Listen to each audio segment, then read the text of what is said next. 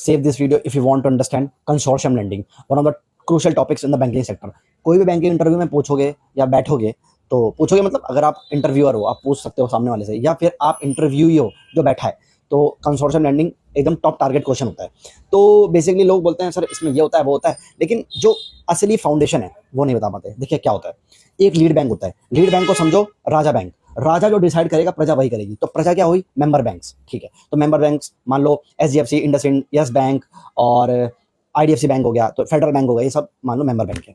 और मोस्टली जितने केस मैंने देखे हैं अभी तक, मोस्टली केसेस में जो सरकारी बैंक होता है, like bank of Baroda, Punjab national bank या फिर स्टेट बैंक ऑफ इंडिया, ये सब लीड बैंक होते हैं, सरकारी बैंक। क्योंकि सरकारी बैंकों के अंदर खुली ज़्यादा होती है कि हम रहेंगे, हम लीड बैंक बनेंगे, हमें रिस्क लेने की एपेटाइट है।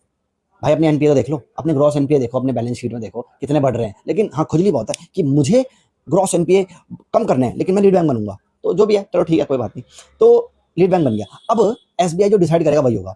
तो हर बैंक का अपना अपना शेयर होता है। मान लो 5,000 करोड़ का प्रोजेक्ट है, वो प्रोजेक्ट डलने वाला है किसी दूर दराज के क्षेत्र में, तो 5,000 करोड़ की फंडिंग करनी है। अगर एक बैंक करेगा, कर सकता है। वैसे आरबीआई का सर्कुलर सोल बैंकिंग अरेंजमेंट के ऊपर, देखिए जनरली बैंक नहीं कर सकते क्योंकि उनकी बहुत बड़ी कैपिटल वहां फंस जाएगी। मैंने बताया था, बैंक अगर आपको 1 रुपए दे रहा है तो उसकी 1 रुपए की कैपिटल फंस गई आप में, इवन दो उसने बोरोर ने आपको कोलेटरल दिया है, लेकिन उसकी कोलेटरल फंस गई, और मतलब सॉरी उसका एक्सपोजर फंस गया। किसका, बैंक का। तो एक्सपोजर रिस्क आता है, पोर्टफोलियो रिस्क आता है, कंसंट्रेशन रिस्क आता है एक बंदे को देके। तो ये रिस्क को ही बांटना है। रिस्क को बांटने के लिए कंसोर्शियम लैंडिंग आया। आपको ये बोलना है इंटरव्यू में।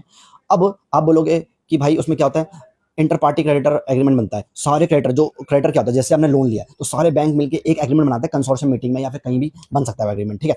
तो एग्रीमेंट में कंडीशन वगैरह होती है कि कहाँ पैसा जाएगा, कौन ड्यू डिलिजेंस करेगा, कौन वैल्यूएशन करवाएगा, किसकी कोलेटरल प्रॉपर्टी की, उस प्रॉपर्टी की वैल्यूएशन, कौन लीगल स्क्रूटनी कराएगा। एडवोकेट्स, वकील साहब को अपॉइंट किया जाता है उस टाइटल की स्क्रूटनी करने के लिए कि ये मॉर्गेजर की प्रॉपर्टी है कि नहीं, वो हम सब समझेंगे। तो एग्रीमेंट अगर बन गया, इंटर पार्टी क्रेडिटर एग्रीमेंट, तब तो ओके। लेकिन हर बैंक बोलेगा नहीं भाई हमें इस पर विश्वास नहीं है, हम अपना लेंगे। एचडीएफसी बोलेगा नहीं, हम तो इंडिया के सबसे बड़े बैंक है, हम अपने हिसाब से लेंगे। तो वो अपने हिसाब से बोरो के साथ एग्रीमेंट कर लेंगे। तो अलग अलग सिनेरियो में अलग अलग चीजें होती हैं, ठीक है। तो ये है मोटा मोटा कंसेप्ट कंसोर्शियम लैंडिंग का। बोरोवर सारा पैसा रेमिट करेगा लीड बैंक के अकाउंट में, लीड बैंक फिर शेयर के हिसाब से, जितना शेयर मेंबर्स बैंक है उसके हिसाब से पैसा रेमिट करेगा। तो ये है पूरा कंसेप्ट कंसोर्शियम लैंडिंग का। कोई भी डाउट है आप हमें डीएम कर सकते हैं। I hope you like this session. Thank you so much.